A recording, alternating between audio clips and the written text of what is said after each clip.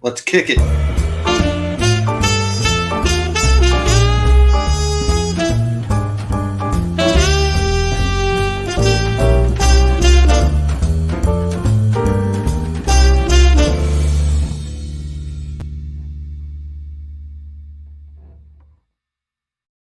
So, how are you feeling? Like shit. Yeah. No, I'm getting better. I got an antibiotic today, but this is almost 14 days after I first tested positive, so So, I can't shake it, but it is what it is. yeah. My It's all that time on COVID Prime. yeah, no shit. It's all coughing, sinus, and just ears are killing me, but down in my neck. But other than that, great. Down on your ass, neck, and back. All the shit I worked on for Battles and Brews went in the toilet, so because I couldn't. Oh, but we still played it. It was still a good game. I know, but I wasn't there, and I didn't bring my new toys. Well, since you mentioned it, let's take a look here at Battles and Brews. So this was Saturday morning. We had a Moderns game that John ran. That was he used Fistful of Lead with the lovely cards you made for him. A sort of Black Hawk Down scenario in an unspecified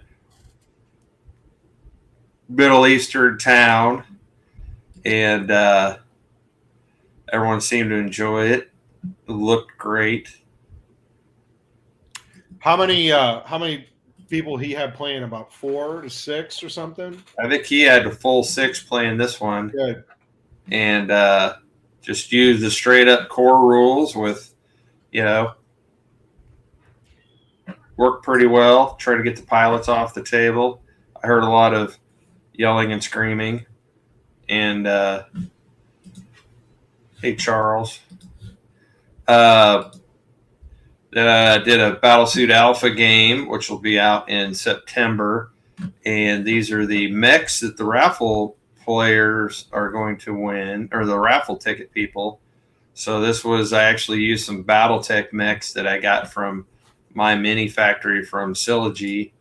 And it was, I don't want to say it was one-sided, but the defenders got chewed up pretty bad in this particular battle. So this is a four-person game. And in this case, the terrain was from the Lazy Forger, and it's 6mm, but I blew it up 250% in my printer and printed them up. So they're 15mm. They're not actually Battletech scale, but as you know, I have printed out some true monsters for Battletech and 15mm, and they're like about 6-8 inches tall. So, yeah, but look cool. And the space was really great beneath the brewery. So we had plenty of space going on. We had 9 tables, and this was, I think, Chris running his Not Jay, to you people who watch Not Jay's gaming, and he was running his World War II game. And there's McMurray. But great space to have it. Beer's just a couple steps upstairs, and this is McMurray's Martian game. Those are old school. I was wondering whose figures those were when I saw you post. He did a really good job on these. They're Rapham. They're old school. I mean, these sculpts have been around since like the late 80s, and you can still get them, I think. Walkabout Game says hello. And here's Chris's indoor game that he does, and well received. You can see a little preview of Chris Clucky's French and Indian War game, getting ready to kick it, and there it is. So he used used bigger battles for this 54 millimeter with his awesome terrain, and he did some addendums to it that he was really happy with. That really worked really well with the period. So he's going to let me borrow those. We're going to put out a little 1 or 2 page supplement on what he did. But he was really happy with it. Everybody had fun playing with his giant soldiers and the old teddy bear fur in the trees. So yeah, that's McMurray's game. It was a crashed aphid class flyer. It crashed down in Mars, and the Martians were taking advantage of the crash, and the British were trying to grab pieces to fix the ship and get it going so they could take off again. So it was kind of like a Rourke's Drift sort of Zulu thing. They're attacking, or you could think of it as like the Indians attacking the wagon train. I played in it once. That was what was great about this last weekend was I actually got to play in a couple of games. So in this case, in our game, the Martians did pretty good. I think my team got second place. Yes, 54s are sweet. And in another one, there's no shot of John's thing. Some more guys playing. I guess I didn't put these in order. Oh well. God, that guy's ugly. God, love it. Well, it keeps the rats out. So this was Hatfield's and McCoy's game that James Harness put on. I can always remember his name because it sounds like James Harness as Matt Dillon. Gunsmoke. And this was Hatfield's and McCoy's game. There was a lot of kissing cousin jokes going on in that one. Nice terrain. He's the one that ran the big Aliens game at March to Victory, which was great. I think he's down in Arkansas, maybe Iowa. Anyway, and there's a shot of McMurray's game. Boy playing. Is that a small? They had ship in the middle. Hey, can you hear me? No, it's big. It's and then you got a small little flyer that comes in to help. Can you hear me? And we got some flying Martians. What? Can you hear me? Mm-hmm. Okay. When he put this on at March to Victory, I thought it was a bigger tabletop than this. It was, and there was no like terrain. It was just a straight up. It was like you're on the high seas fighting. Yeah, this was more of a yes. This was more of a ground attack, and I don't think that one had any Martians in it. So. Okay, this is the one that I got to play in. This was the Klingon Civil War. So, Steve, this took place in the shadow dimension, where evil Spock's got the beard, the goatee. Yeah. So he was playing. Blonde guy here, Lance, was playing Admiral Spock aboard the flagship Annihilator, and I had Captain Pike aboard the Black Prince, and we were helping one faction of Klingons to take out the other faction of Klingons who were being supported by the Romulans. And we each had our own individual missions. Mine was to beam to one of these planets and get a spy off, but at the same time, I got extra points if I could kill Spock, basically shoot him in the back. But I had to do it with like a kill shot. If I didn't take him out, then I would be executed, So I had to rely on the other players to wear him down before I swooped in and killed him. But no one ever shot at him, so I never got a chance. What was that? Starfighters? No, he used full thrust, which is one of my favorites. But we played on a hex, which made it. We played on a hex grid, which made it a lot more easy and fun because. You take all the rulers out of it because you're moving hexes and all the ranges are obvious. Another shot of the place. here was your game, Steve, and I put one of the bounties was in the back of this truck inside of this tank. It was the squid face guy. What was his name? The miniature, he was just called like Squid Face or something like that. Something dumb. I don't know. But I had him inside the tank. He was in there, and the truck started moving, so they started shooting the crap out of the truck. And when they finally blew it open, he just kind of splooshed out. He turned up being the most wanted bounty. He had like 250 credits or something. So Steve's game was there were 6 bounty hunter groups, and there were 10 bounties on the table that were only markers until you activated your tracking fob. And once you activated it, then we replaced it with a figure, and then we posted what the bounty was. And then you had to grab the bounty dead or alive. They quickly found out dragging a dead body was really tough. And they had to get it to the center of the town to turn it into Efont Mon, who would then give them the bounty, and then they could go for another bounty. Wasteland Warriors game. Yours truly. This was the G.I. Joe game, which it was 9 o'clock on Saturday night, and everybody was tired and might have had a few too many drinks. And I had set it up and was almost ready to tear it down, and I'm like, damn it. We're going to do it. Set up this game. People want to play it. We're going to stay and play it. So we played it. As usual, the Joes got smoked pretty hard. Did anybody pull a door in and land on the roof? No, 2 of the guys missed the table, so they had to come in via the sides. And then Bill, who did land, of course, then took all the fire until they got on there. But the Joes were actually able to get their vehicles on the table this time fairly rapidly, and the Mobat blew a hole in the side of the wall, came rolling in. So it was a great. That's great. It was a fun way to end the whole thing. So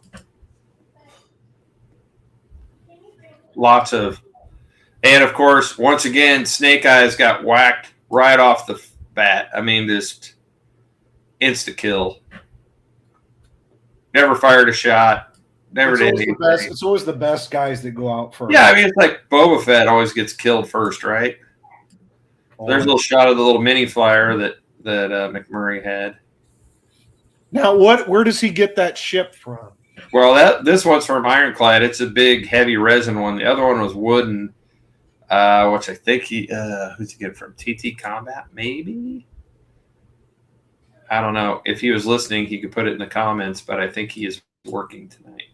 So, yeah, this was just a straight-up Galactic Heroes game. There was no real changes to it. Again, the Klingon Civil War was a big full thrust. The big red things you see are mines. The Klingons could pass through the mines no problem, but Federation and Romulans all had to bypass them or get blown up. And then they could come in cloaked. The Romulans could come in cloaked and then just basically show up and start blasting. The ships were pretty darn cool. He even had the actual decals from the the Empire, the Terran Empire marker. Are those bought ships or are they grown? I think these were bought, but I know you can get. There's a company that makes like every possible Federation sure. I Star Trek model there is. I just haven't been looking for them. No, because why look for those? You can play Star Wars instead. That's right. And so I took some pictures of the different bounty hunters. Of course, people have seen the COVID Prime terrain before. Yeah.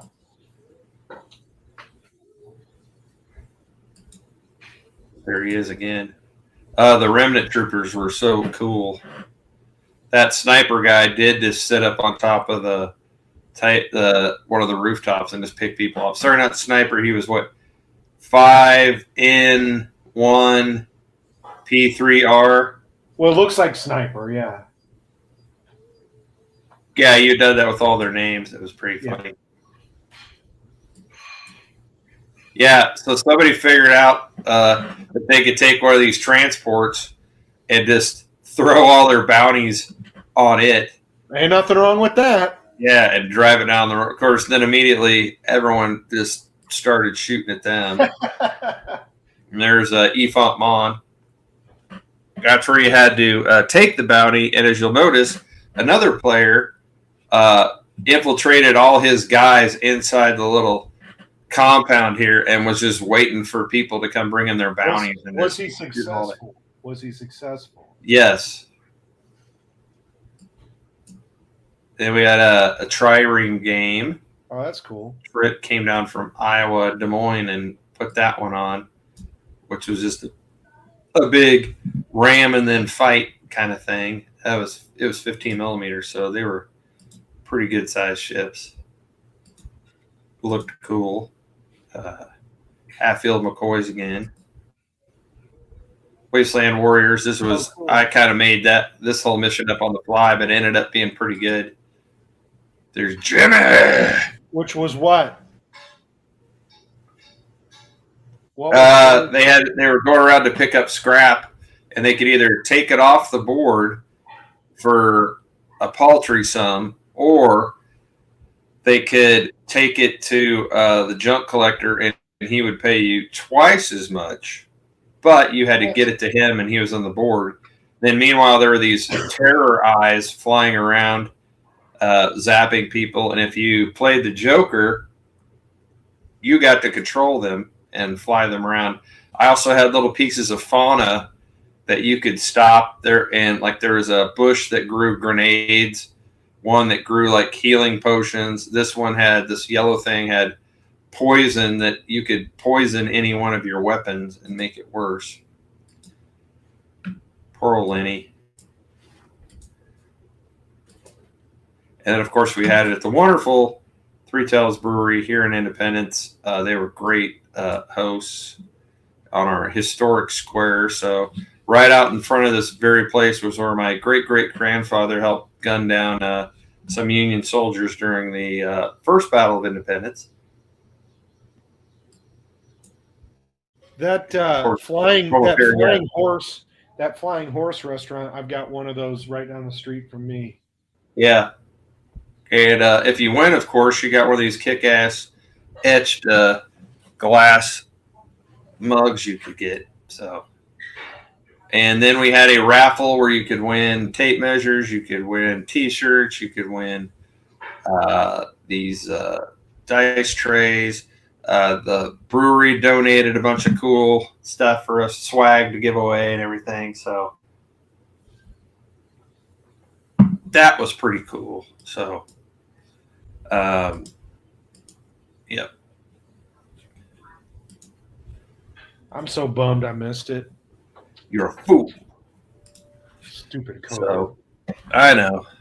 It's gonna happen. So yeah, I avoided it. I avoided it. 2 weeks before March to Victory, you need to get inside of one of those boy in the plastic bubble deal so we could have you preserved.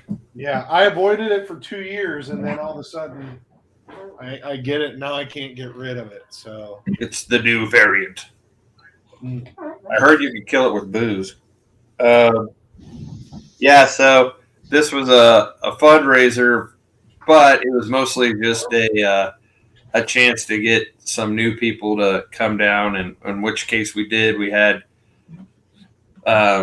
some folks from Columbia that had never been to any of the events here in Kansas City, like recruits or anything. Really? And so they'll be coming back for recruits and for Wily War Games weekend, and then March to Victory, maybe Snow Brawl.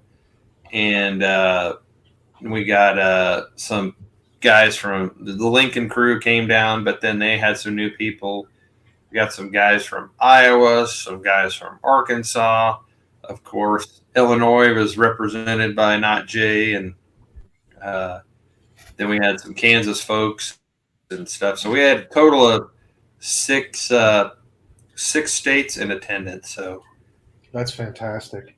Not Jay, if you're watching this, thank you so much for the Ugnots. I'll have to pick them up when I'm on the mend and over at Jay's house, hopefully very soon. or if I haven't mistakenly eaten them by accident, since they look like candy. So These Ugnots taste funny. yeah, these New Dunkin' Apparels hurt my teeth. We got Modeling from Advantage just showed up. Hello, you missed the slideshow. They just ran a nice video of some World War II, weird World War II, Cool. Nazis versus zombies. So, but yeah, so you can go back and catch the first part of the video. We ran a nice little slideshow of the wargaming event, and then we've also got a little YouTube. I did a little 4-minute flyby that I posted earlier today. If you missed the slideshow and don't want to go back and So, who stayed in the worst hotel room? I think McMurray, because one, he brought a cot, and then he just slept in the cot in the hotel room because he didn't want bed bugs. So he literally just slept in there. And at one point, I looked over during the games, and he was eating a cold can of SpaghettiOs out of a can with a spoon. I was like, there's food upstairs. But yeah, it wasn't like March to Victory where we had a couple people that found like syringes and just Cheetos on the ground. No, it was goldfish. The complimentary goldfish were on the ground along with the complimentary needle. But when I apologized to him, for listing that place, and they were like, hey, it was like $59. We knew what we were getting into. Yeah, and then some of the guys, better places. Some of the guys stayed at an Airbnb, and it was just some dude's house, but it had a pool. And then I kept making fun of him. It was like, was he waiting outside in a little French maid outfit, asking you if you needed anything, back rubs or anything? Yeah, and then they kept noticing a hole in the wall. Yeah, well, I said, when you walk past the pictures, does the eyes move while you're around? Was there a strange hole in the wall, like at waist height? with somebody's finger doing this? Yeah. So I never got a straight answer about that. But they kept saying, you kept telling people, hey, I hope you guys had a great time this weekend. What was your favorite game? And they said, the one with the hole in the wall. The one with the hole in the wall. Yeah, and some of the guys that got here earlier enough, they went out and had some nice KC barbecue, so they got to experience some good stuff. Good. They went to Q39. I told them we'll go to Joe's next time or something. Yeah. Yeah. But that's a nice thing we talked about was if you came in for a weekend, say like for March to Victory, we've got a amusement park, we got barbecue, we got sporting teams. You can watch soccer, baseball, football. You've got we got a hell of a World War I museum. Yep, we had a great art museum. It's a foodie place. We've also got a ton of microbreweries around and stuff. So well worth coming in for spend a little bit extra time on top of the gaming. So bring your spouse, and we got all kinds of stuff they can do while you're playing, or they can play too. We had a couple of ladies at the event too, so that was nice. And they were allowed. Yes, well, when there's a lady who runs the whole thing, of course they're allowed. So remember, I don't put these on; Robin puts them on. So the Baroness runs these things. I just show up and drink. Yep. So, and there was plenty of that. But while we're on the subject of gaming, I put in the the description that maybe tonight we would talk about some things to improve, speed up your games, your Fistful of Lead games that I thought I would throw them out and we could elaborate on them. Number one, I put on that you could, put skills on a cheat sheet, or better yet, if you could fit them on the card for the characters, especially in a con situation or with new players. It's great just to have that little bit, because then you're not constantly having to stop and go, well, this means this, and you're not having to ask questions. And I usually, like, when I hand out the cards, or if it's a case for, I give them a little cheat sheet. I let them look it over ahead of time and kind of figure out what's what before we even start playing. And I think that helps a lot. I know when you design cards and when I do, we put the skills and traits right there on the cards, but I didn't used to, and just to try to save room so it didn't get a mess. But we moved to doing that because it really slows down. It's like you get a rhythm going, and it's like, hey, what does killer do, or what does ranged fighter do? And it's like, okay, well, no. And then the next thing you know is you answer that, and then it's like, okay, what card or what? Okay, and we've got those free crew builders on our website for all of our genres, and they have a nice little pull down menu, but there's not enough room to put with those to put the descriptions for what the traits are. But that's why I'll do a little one pager that I'll hand out to each player for their particular crew that lays out, what they've got. And related to that, especially for conventions, tough to make it easier. Number two, I usually will make like a leader who has some traits, and then I give all the regulars just all the same stuff. So they're all interchangeable. And I know when we're playing like a campaign or stuff, it's cool to have everybody be different. But it's also nice to just, these guys are sort of generic, especially if we're doing a big game with like 8 players. I'll just make like a leader and maybe a second in command that's got the standard amount, and then I just make everyone else's kind of the same, and that helps a lot. And if you're playing a campaign, if somebody's playing with the same guys over and over and over again, they're going to learn those guys' traits. Well, the nice thing is the traits go across all the different genres. So if you're playing pulp, or you're playing Galactic Heroes, or you're playing Old West, the traits are the same across all of them. So if you know it for one, then you'll know it for all of them.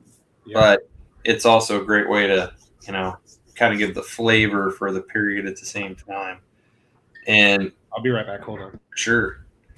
Then one of the things that I definitely do is when you are running a game to try to keep the cards going, usually the first couple of turns, if somebody like misses their card or something, then, I let it go. But then after that, if, we call out a card and somebody misses it, and then they come back like 2 cards. Oh, wait a second, I had a queen.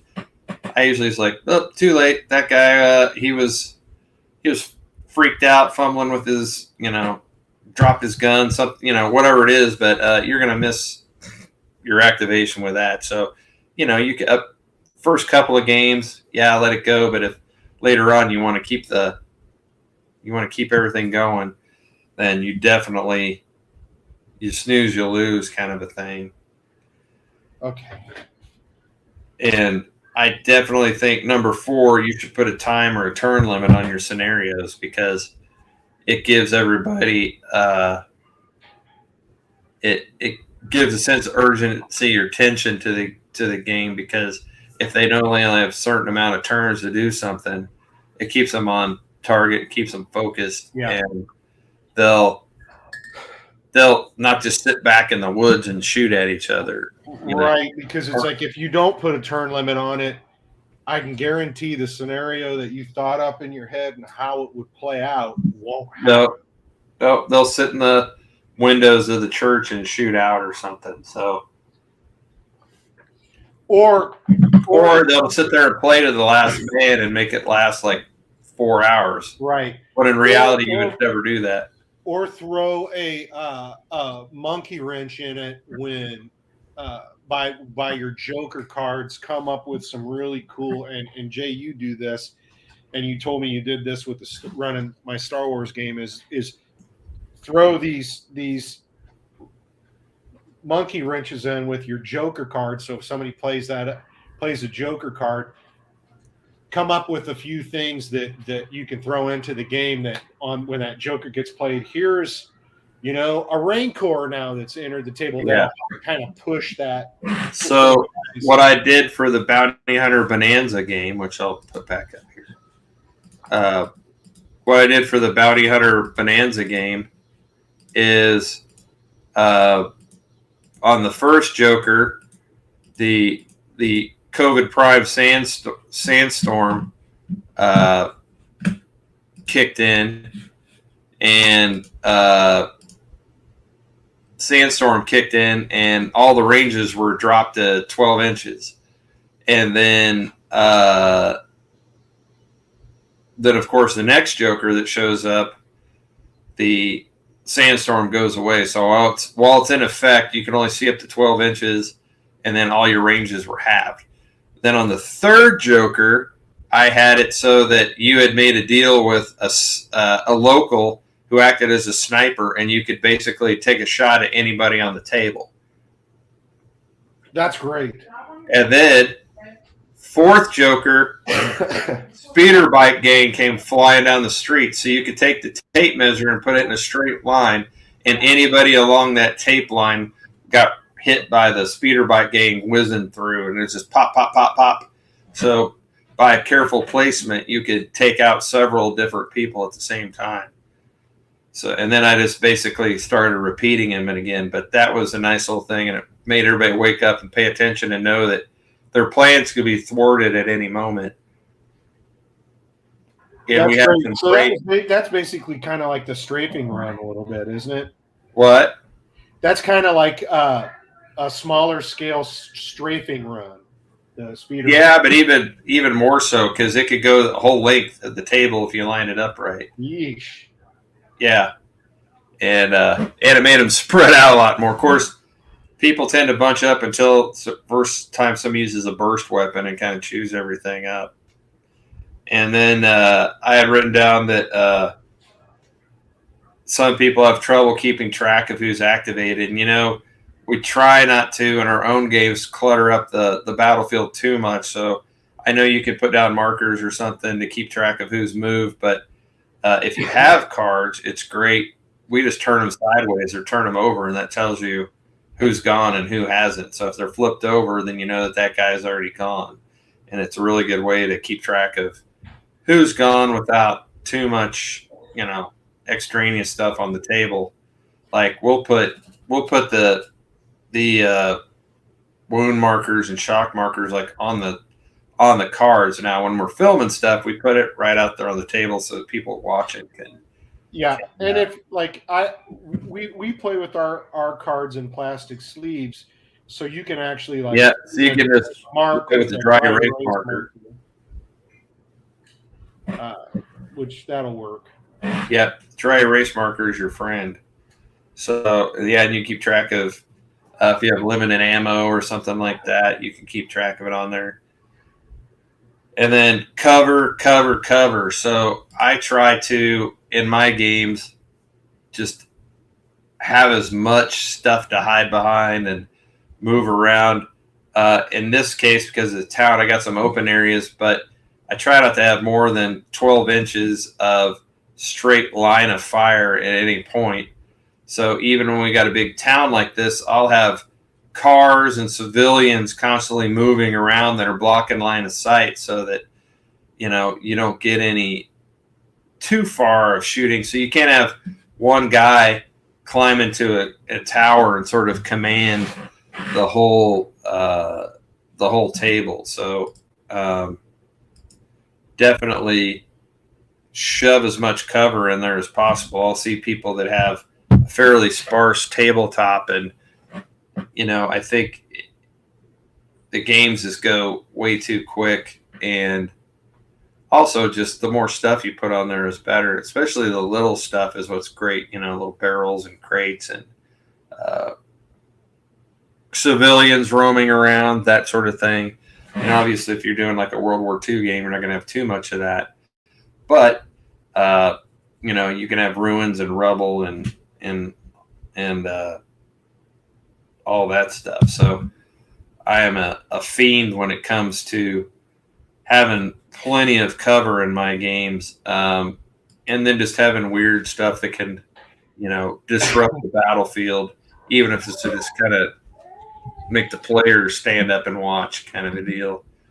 Then one of the things that's optional that if you really want to kind of speed stuff up is you can have when the players roll their to hit dice, they can also roll their damage dice. You get it all done at once. So if you miss, you just discard it. So grab a red die to shoot and a black die to roll your wound with, and then if you hit, it's already right there.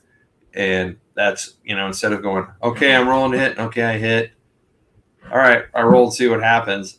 It doesn't sound like much, but it'll cut down on your game time quite a bit if you pull that kind of stuff out. So anyway, those are some of my tips. If anybody else wants to chime in and add any of the stuff that they do in their own personal games to speed things up, but to me, those are some simple things you can do.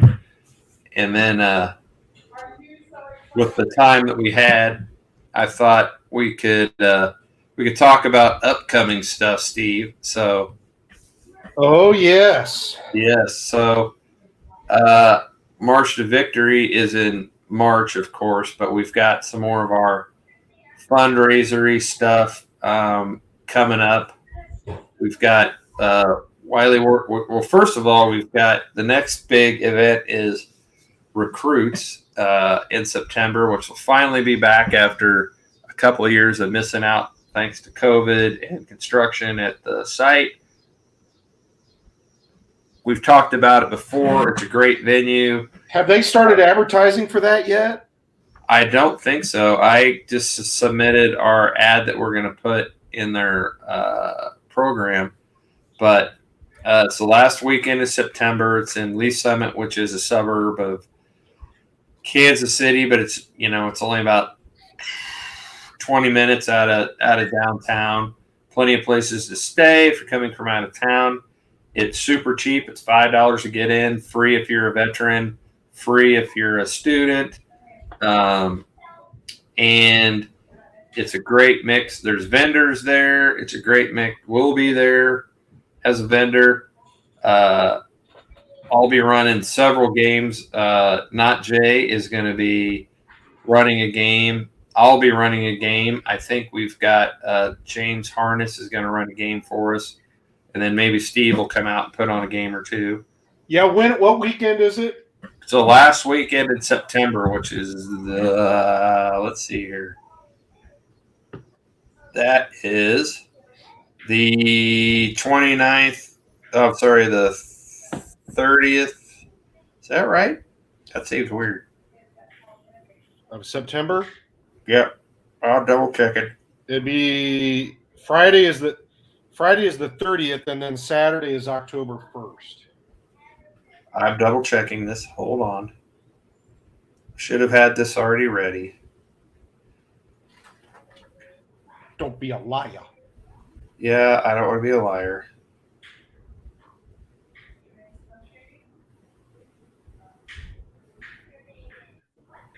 Yeah, hopefully I'll be there at some point. Whether I'm running a game depends on what that weekend is looking like. Sorry, it is September 23rd through 25th, so it is not the last weekend. It's the next to last weekend. Okay. 23rd through the 25th. So it goes Friday, Saturday, Sunday. There's vendors. It's great because there is a ton of different people. There are kids all the way up to old farts, and everyone gets along, and it's a great way to introduce new people to the hobby, which is why it's called Recruits. Like I said, it's cheap, and there's a ton of people. They run lots of tournaments and stuff. There's wargaming. It's mostly a wargaming, but they do have board games and stuff like that. They have a hell of a silent auction. Yeah, giant silent auction. So you can buy it. You can turn in your old war games, buy the ones you sold 2 years ago back. Get miniatures, a lot of pre-painted stuff. People getting rid of their collections and stuff. So that's great, and that's in September. I think for our game, of course, we'll be doing me and Steve might try to put together a Terror Island game, which is going to be a campaign supplement we want to put out and set in a sort of pulp era. But Terror Island itself is anytime. It's like Lost. It's like I think that's a very strong possibility of happening. Yep. I'm painting. Where's the camera at on this computer? Crap. Hold on. Crabman. So I've got those guys to paint, and I've got some island zombies on my table right now. And also, I just based these dudes, the twins. The twins from Boba Fett. So gonna have a meeting of the Huts game here soon. So might have that for recruits too. So we'll see. Yeah, I'll be running a Battlesuit Alpha because fingers crossed the book will be out in September, ready for that, and I'll have even more stuff painted up and ready to go for that. Want to do at least one.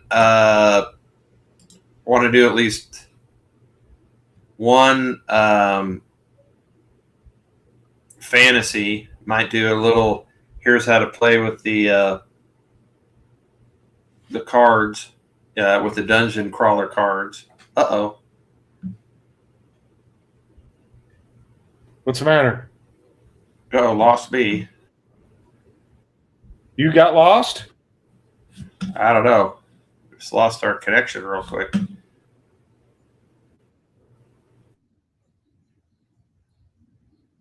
It still says live.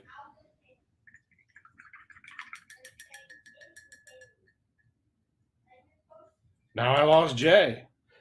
I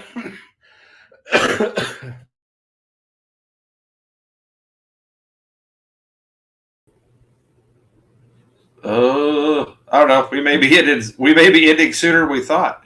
You were spinning there for a minute, and now you're back. So, yeah, I don't know what's going on. It's I got plenty of bars on my end, so I don't know why it's kicking out. But we'll have Battlesuit Alpha,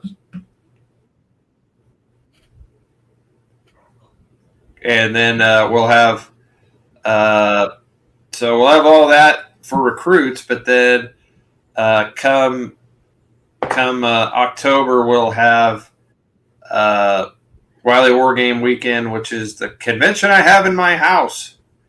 And we usually have 6 tables going, and it's a fundraiser for March to Victory. Everybody pays a little amount to get in, and then we charge for our mixed drinks at the bar. And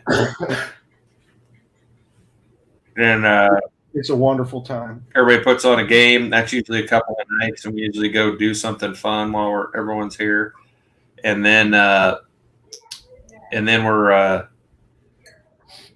gonna do that, and that's always fun. Plus, it's also just a chance to have my birthday stuff. Then we're gonna have in December we're gonna have the Snow Brawl, which is gonna be a big tournament style game using the snow brawl rules, which is sort of like dodgeball meets capture the flag. And I'm going to have 6 different themed tables that all have to do with snow. So we'll have a ice planet, we'll have a Viking village, we'll have Christmas town, we'll have a sort of Burl Ives Rankin and Bass table. We'll have I'm thinking, Steve, we could have like a thing table sort of thing, like For this year? 0. What? This year? Yep. No, No, not your game, just the terrain and stuff. Yeah. Everybody will paint up their own teams and bring them in. So I do think that I've got 5 giant Yeti that I've got to paint, which might make it to Snow Brawl. Oh, see, I thought you'd go for the Skullforge has those snow troopers and the Rebel Hoth troopers with snowballs. But they'd be easy to paint. Well, they're perfect too. So yeah. Yes, I disappeared for a little bit. Charles City ran a 22 figure aside game. That's a little bit too much to have to deal, especially when you're playing solo. I'm going to try to get maybe Joy of Wargaming or somebody on to talk about playing solo and what they do and all that kind of stuff.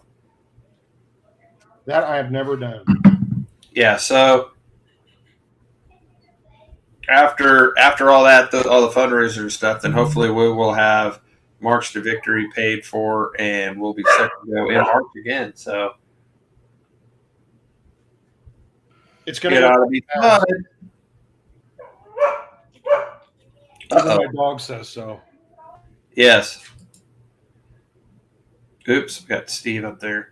So anyway, we got lots of stuff lined up, and then as soon as I get Battlesuit Alpha out, of course, then we start on the next project. So we'll have some Victorian sci-fi. We're going to have some samurai. We're going to have Terror Island, which will be just basically a setting book, but also be a campaign book that I'm working on some rules for to do a map-based campaign that'll be sort of like Candyland meets Chutes and Ladders, but with fighting.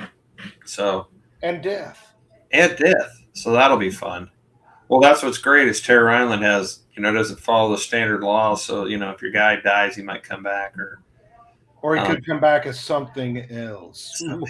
So we'll have different regions, we'll have some dead Aztecs and Von Zombie's volcano base inside of his. Yeah. The thing is I get overwhelmed because I've got probably 3 or 4 boxes here sitting next to me in my studio of unpainted figures, and it's just stuff solely for Terror Island. And it's like, oh, I'm going to paint this.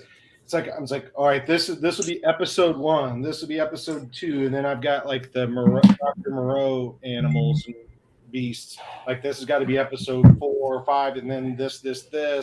So it's like right now with all my giant crab men guys, I've got a giant crab in the back here too. That'll be episode 1, which will all be on the beach. So I got a crashed airplane. I got crashed boats.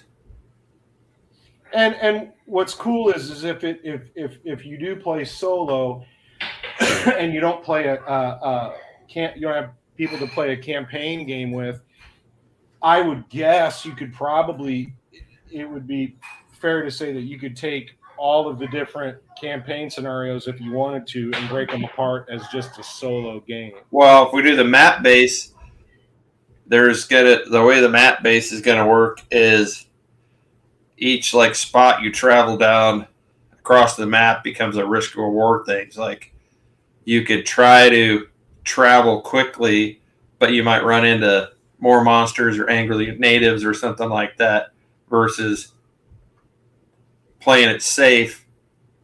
You'll move slower, but you'll get to the campaign points at slower pace. If you're playing with multiple people, it would be a great way to do. You could play with another player, even if you're not playing in person, and that whether you want to do it snail mail or you want to do it by email and whatever, Right. and you could track each other. And you can also too, it's like there's all kinds of of course, treasure and equipment to collect and stuff like that. It's like teaming up with somebody too, because there's going to be a ton of stuff that'll kill you. Yeah. So I'm excited for that, just because we can use all the crazy weird stuff that we got. Because I got Willy Wonka figures. Who's gonna say he hasn't built a? He had to build a secret testing facility on part of the island. So I've got like a bunch of Doctor Who stuff, old classic series Doctor Who stuff. I'm like, oh, this would be perfect for this. And I have like figures that I would never use for. I don't have anything to use them for. Like I've got like these 1960s bikers. Well, they'll end up on Terror Island. How do you say that if it's Pulp Arrow? Because Terror Island has no date. So there might be somebody from the 30s there. There might be somebody from the 60s there. It's just this weird place that they can't get off of. Yeah, and part of the reason why we're making this whole thing is simply because, War Gamers, Ooh Shiny Complex, where we all get interested in something, and you're like, oh, I started painting these Romans. And then I got distracted and I started painting World War II Japanese. Well, they can all be there. Yep. So, and they can fight each other. So it gives a great way to use all that stuff. So I'm excited for that, but I'm also been working on Battlesuit Alpha, and I am burned out. So right now I'm just taking pictures and putting them in the book and trying to find a new printer and all that kind of stuff. Because if you don't know, there's a worldwide paper shortage. So my usual printer just flat out said, I don't know when we can print this. So good luck. Yeah, it's insane. It is absolutely insane. Even the place me and Steve work has trouble getting paper, and they are a paper company. So we got that. Weird times right now. And I have a pretty busy schedule for work too. So people that don't know, I have another job I have a real job on top of Wiley Games. You've got to keep the lights on, folks. Yeah, so keeping the lights on, and then writing books and painting miniatures and printing terrain and putting on conventions and stuff like that. So luckily I have the Baroness to handle the business side of it and get you all your shipments for all your stuff that you're getting shipped and all that stuff. Battlesuit Alpha's coming. I've seen the book. We've played it. I've seen the book. I'm actually making the playing cards for it. Yes. He's doing the playing cards. He did an awesome ad in the back of it. It's coming. It's real. It's a real thing. It's very close. Yes. So we'll probably be putting pre-orders up here pretty close, and the pre-orders have worked really well for us in the past. I mean, Kickstarters are great, but they're a lot of work, and you also get with Kickstarters everybody and their brother putting in the comments, well, you should do this. Well, it's just like, being able to do the pre-orders is so much nicer because you can just do it. Would it be safe to say that you probably, once you do the pre-orders, is probably when you found out that you got a vendor that can print it for you? Yeah. No, we got somebody. I got my local guys going to do it. So great. It's going to end up costing more than what, so we won't make, we don't make a lot of money off this. We'll be making even less. So, I'm not getting rich off of this company. It's more of just a labor of love. It all started, I don't know, 20 years ago. And when my wife said, hey, why don't you publish those rules? You've had them for so long. And so did that. And then we decided, well, we can use this for other periods and stuff. So let's like doing this. All right, well, let's make a store. And then that was 200 SKUs ago. So, Or as you told us, you go, these rules suck. I'm going to make my own rules. Yeah, basically, yeah. The Baroness does an amazing job. My orders always arrive fast and safely here in Canada. Why, thank you, Walkabout. Yes, she does. She has her stupid phone with her all the time, and there have been many a times we've been doing something like be it a family function or something, and the little Shopify app will go off and we'll get a message from somebody, hey, my order hasn't arrived, or or they're asking, what rules should I get? I'm wanting to start playing this, or hey, I want to do World War II but with zombies. All right, well, here's what you should get. And I got several requests this weekend to do a card deck for bigger battles. It's just for bigger battles, and one that's just like a generic one for the core rule. So that's also the hopper. And then don't forget about our superhero rules. So we got to crank that out too. Yeah, and I've got some new guys. I had them. I'm so pissed. It's like I had all this stuff ready to go for Battles and Brews. Speaking of superheroes. Oh yes, we had to cancel the Masters of the Universe game. And I had a bunch of new guys painted for that. And it was all going to take place inside of Snake Mountain too. Pisses me off. We were going to have the whole cavern system that we have made, so that would have been pretty cool too. But oh well, it'll be around for March to Victory or something. Yeah, but I mentioned that because there's a lot of that stuff that's pretty close to some superhero stuff in there. Well, like we've talked about before, you can make superheroes with the mutations from Wasteland Warriors, some of the stuff, the gadgets from Galactic Heroes. Easy enough to do. Just a few tweaks here and there, and I'm gonna have to start. You've got it. So for, my old hero clicks and repainting some stuff. Oh yes, the hero clicks are perfect for doing repaints and making your own weird stuff.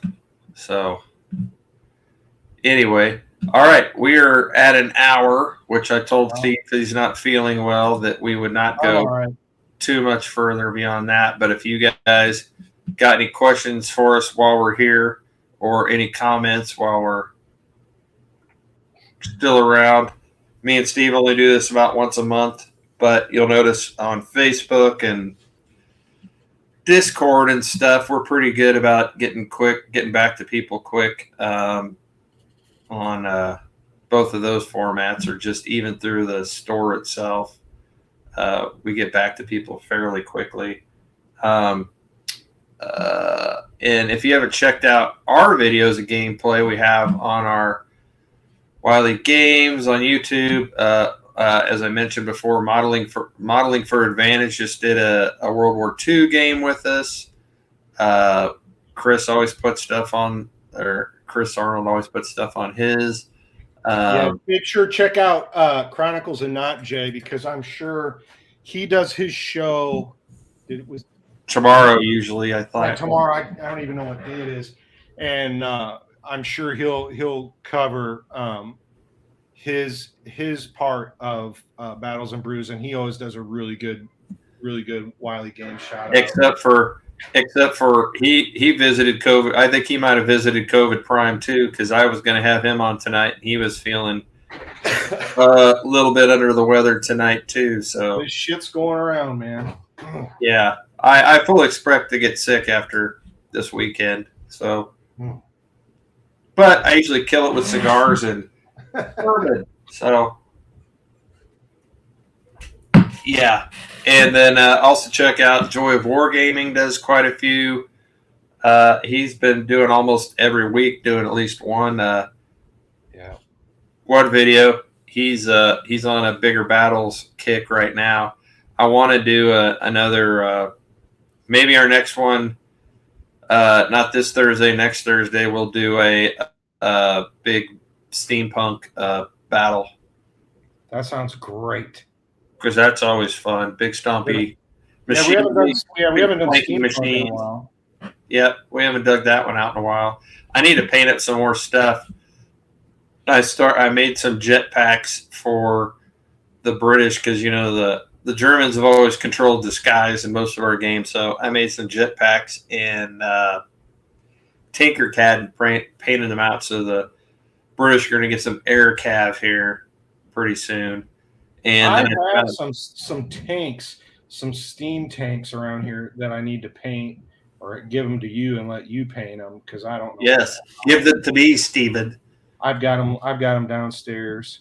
Okay, while we got a couple of minutes and we're on the subject, the age-old question: I got a bunch of stuff. What order should I paint them in? Oh, fuck. Because I know that Andor's coming out, and that'll take you down a totally. Oh, yeah, I'll be, and which that looks beautiful. I saw the new trailer for that. It makes Kenobi look like garbage. I'm like, God damn, this they went outside. Yeah, I think they blew their budget on Andor. Yeah, it's like 12 episodes or something. I'm like, wow. So, Cool. that's why right now I'm like, I saw that they pushed Andor back. I'm like, okay, that gives me a month to crank out some Terror Island shit. Yeah, before Skullforge starts cranking out the Andor stuff, and then you'll be balls deep in Star Wars again. Yep. Because I'm sure with that being an espionage show, there's going to be some really good scenario ideas to come out of that. So I'm really excited. Oh yeah. Speaking of scenarios, we'll be trying to crank out some more 99-cent ones we can throw in. So if you're just getting into Fistful of Lead, you should, and I'm not saying go buy all our stuff, but we've got close to like 100 scenarios between all the books and all the scenario books and stuff, and you don't have to be locked into whatever genre it is. Some of the cowboy ones work great for Galactic Heroes because, I mean, it's a Western in space anyway. And I've mentioned it before. There's a guy that's taken the Dark Day of the Destructo Ray, which is a Galactic Heroes scenario book, and he converted it all to samurai. So the first scenario in that book is crash landing on a planet, and there's all these broken bits of ships, and you're looking for the princess. And he just turned it into a wrecked Spanish ship that's crashed on the beach and all these different factions instead of being like Hawkmen and Ming's troops and stuff like that. He turned it in like the Shogun's troops, and here's a samurai family, and and they're all trying to go around the beach and collect like weaponry and stuff that washed ashore and stuff like that. So and it's easy to convert. Totally different from the game. If you speaking of samurai, I noticed, and if you want some inspiration for samurai battle for Fistful of Lead, go to iTunes. If you buy movies on iTunes, you can get 7 Samurai for $4.99, and you can get Yojimbo for $4.99, and they're the Criterion versions of those movies, and it's well worth it if you want to buy. That's for buying. Yes, $4.99. You can own it. But man, that's some great ideas for some samurai scenarios, or just any episodic thing. Cartoons are great too. We ran that GI Joe gang, and it was just a straight up one from one of the cartoons. And it's like if you've got Wasteland Warriors, Thundar the Barbarian, man, that's going to give you everything you can think of. Yeah. It's cool. All right, boys. Well, that's our monthly check-in, and we will see you guys later. Make sure you subscribe if you don't, and give us a like. We're almost up to 400 subscribers. I know that's not big in the YouTube world. That's because we stick to what we know. We could easily jump on the 40K train, and we'd probably get a lot more. Which one of my ideas is to put out a little Codex Galactica specifically for all of the 40K troops. So, and also March to Victory, there might be a gigantic 15 millimeter 40K game that's going to be a bigger battle. So, if nothing else, that should make you want to come into to March to Victory. So it's cheap to come visit us. And it's a great convention. So we'll see you later.